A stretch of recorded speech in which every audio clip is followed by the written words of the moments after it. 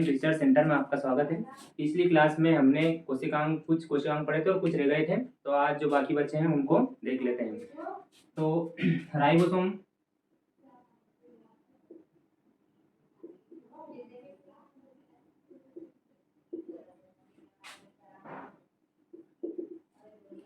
Ribosome को protein की factory कहते हैं। प्रोटीन की फैक्ट्री क्यों कहते हैं इसे? क्योंकि इसमें प्रोटीन संश्लेषण होता है। तो राइबोसोम मेनली हमने पढ़ा था कहाँ पाया जाएगा, रफ एंडोप्लाज्मिक रेटिकुलम में। तो यहाँ पर क्या करता है, ये प्रोटीन का संश्लेषण करता है, इस कारण इसे प्रोटीन की फैक्ट्री कहते हैं।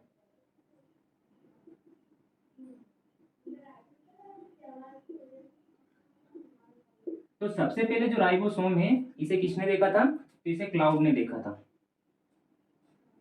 1941 में, और इस संरचना को उन्होंने नाम दिया था माइक्रोसोम। इसके अलावा जंतु कोशिका में पेलेट ने देखा, जो पेलेट है इन्होंने 1955 में, और कहाँ में, किसमें देखा इसे? जंतु कोशिका में, और इसे नाम दिया इन्होंने राइबोसोम। इसके अलावा राइबोसोम में अगर देखते हैं राइबोसोम बना किसका होता है, तो ये बना होता है आरएनए व डीएनए का। जो राइबोसोम होता है ये अगर साइटोप्लाज्म पाया जाए गुच्छों के रूप में साइटोप्लाज्म में अगर पाया जाता है ये, तो इसे पॉलीसोम कहेंगे। क्या कहेंगे? पॉलीसोम। इंपॉर्टेंट है ये, क्योंकि अधिकतर कॉम्पिटिटिव या एंट्रेंस एग्जाम में ये क्वेश्चन आता रहता है। नीट हो गई, इनमें अधिकतर ईयरली वाइज ये क्वेश्चन आता रहता है कि कोशिकांग में या साइटोप्लाज्म में वहाँ कौन सी संरचना जो गुच्छों के रूप में पाई जाती है, तो उसे पॉलीसोम कहलाएगी। ये ऐसा भी आता है कि पॉलीसोम क्या है, तो राइबोसोम का समूह के रूप में पाया जाना पॉलीसोम कहलाता है। एक चीज और है कि जो प्रोटीन का ये संश्लेषण करता है, तो इस कारण इसे प्रोटीन की फैक्ट्री कहते हैं। ये चीज है, ये राइबोसोम के लिए मेनली है जो काफी है। इसके अलावा हम सेंट्रोसोम या लाइसोसोम देख लेते हैं।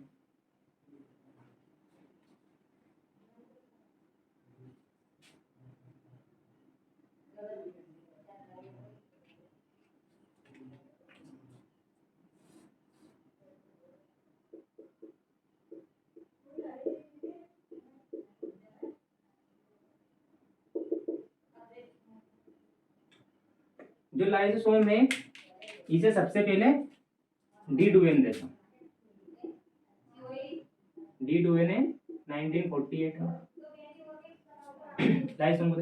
लाइसोसोम को सुसाइडल बेग कहा जाता है। क्यों कहा जाता है? जब टॉक्सिक पदार्थ लाइसोसोम को क्षतिग्रस्त कर देते हैं, जिसके कारण इससे निकलने वाले जो एंजाइम होते हैं ये कोशिका को नष्ट कर सकते हैं, इसलिए इसे सुसाइडल बेग कहा जाता है। तो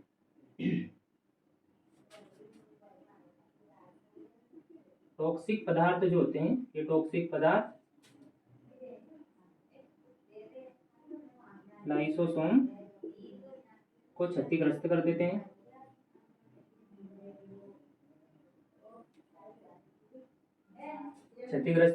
जिससे जो इसमें एंजाइम पाए जाते हैं ये एंजाइम सेल को नष्ट कर देते हैं, ये नष्ट कर सकते हैं, इस कारण इसे सुसाइडल बेग कहा जाता है। जो लाइसोसोम होता है इसमें लगभग 24 प्रकार के हाइड्रोलिटिक एंजाइम पाए जाते हैं। ये जो एंजाइम है हाइड्रोलिटिक एंजाइम 24 प्रकार के सभी प्रकार के जैविक पदार्थों का पाचन कर सकते हैं। जैसे कि हमने एक चीज में पढ़ा था, माइटोकॉन्ड्रिया है। माइटोकॉन्ड्रिया जो है, इस माइटोकॉन्ड्रिया में 70% कोशिका के एंजाइम पाए जाते हैं। कोशिका 70% एंजाइम माइटोकॉन्ड्रिया में पाए जाते हैं। उसी प्रकार जो लाइसोसोम है इसमें 24 प्रकार के हाइड्रोलिटिक एंजाइम पाए जाते हैं जो सभी जैविक पदार्थों का पाचन कर सकते हैं। जो निषेचन की प्रक्रिया होती है, तो निषेचन की प्रक्रिया में जब शुक्राणु अंडाणु कवच को अंडाणु कवच को तोड़कर उसमें प्रवेश करता है अंड कवच में, तो उस अंड कवच में प्रवेश करने में शुक्राणु में मदद करते हैं ये लाइसोसोम के एंजाइम। एक बात याद रख लेना कि जो लाइसोसोम के एंजाइम है, लाइसोसोम के एंजाइम जो है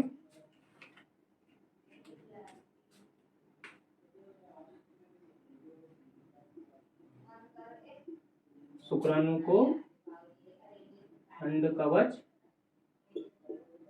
तोड़ने में सहायता करते हैं। यहाँ से जो भी क्वेश्चन आएगा सीधा सा आएगा कि शुक्राणु को अंड कवच तोड़ने में किसके एंजाइम सहायता करते हैं, तो लाइसोसोम के एंजाइम सहायता करते हैं। जो लाइसोसोम होता है, आप ये याद रखना कि एक ग्लैंड है थायराइड, जो थायराइड ग्लैंड है, इस थायराइड ग्लैंड से एक हार्मोन निकलता है थायरोग्लोबुलिन। जो थायरोग्लोबुलिन हार्मोन निकलता है ये निष्क्रिय हार्मोन है। इस निष्क्रिय हार्मोन को विघटित कर इसे थायरोक्सिन हार्मोन में कौन बदलता है, तो लाइसोसोम एक एक्टिव हार्मोन बना देता है। तो क्वेश्चन आएगा भाई थायरोग्लोबुलिन जो इनएक्टिव हार्मोन है, इसको एक्टिव हार्मोन थायरोक्सिन में कौन बदलने में मदद करता है, तो लाइसोसोम मदद करता है। और एक कैंसर से रिलेटेड चीज देख लेते हैं कि जो कैंसर है, जैसे कैंसर बनने में भी लाइसोसोम कि जो लाइसोसोम किस प्रकार मदद करता है, या मतलब लाइसोसोम वैसे डायरेक्टली मदद नहीं करता है। जब लाइसोसोम फट जाता है, लाइसोसोम जब फट जाता है तो इससे इसके जो एंजाइम व जो कोशिकांग है, लाइसोसोम के फट जाने से एंजाइम व कोशिकांग है तो ये नष्ट हो जाते हैं, एंजाइम व कोशिकांग नष्ट हो जाते हैं, जिससे आनुवांशिक परिवर्तन हो जाता है। सेल में आनुवांशिक परिवर्तन हो जाता है। तो सेल के अंदर जो ये आनुवांशिक परिवर्तन हो जाता है, इसी कारण जो कैंसर की सेल है, कैंसर सेल बनने में मदद हो जाती है।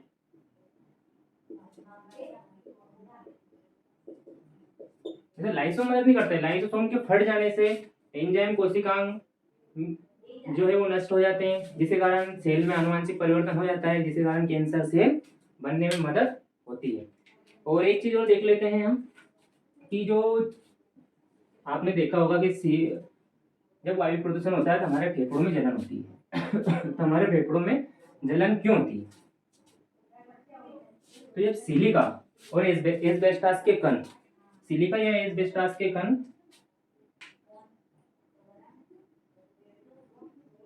सिलिका व एस्बेस्टॉस के कण बाह्य वातावरण से हमारे फेफड़ों में प्रवेश करते हैं। तो जो लाइसोसोम है, तो लाइसोसोम की पारगम्यता बढ़ जाती है। किससे बढ़ जाती है पारगम्यता, तो इन सिलिका व एस्बेस्टॉस के कण के कारण। तो इससे जो लाइसोसोम है, ये लाइसोसोम फट जाता है और जिसके फलस्वरूप हमारे फेफड़ों में क्या होती है, जलन होती है। तो फेफड़ों में जलन होने का कारण सिलिका व एस्बेस्टॉस। तो ये लाइसोसोम के बारे में देख लिया हमने।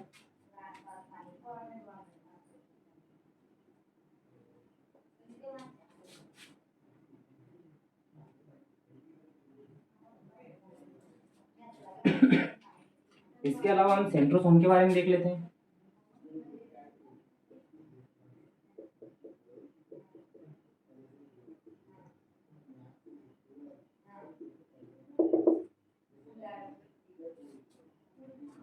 तो जो सेंट्रोसोम है इसकी खोज किसने की? तो इसकी खोज की वॉन बेंडन ने 1880 में। लेकिन एक बंदा है बावेरी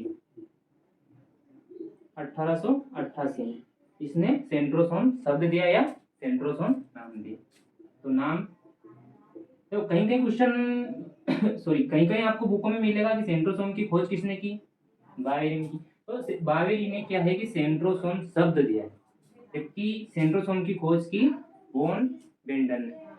और ठीक है, जो सेंट्रोसोम है ये इसकी संरचना कुछ इस प्रकार होती है।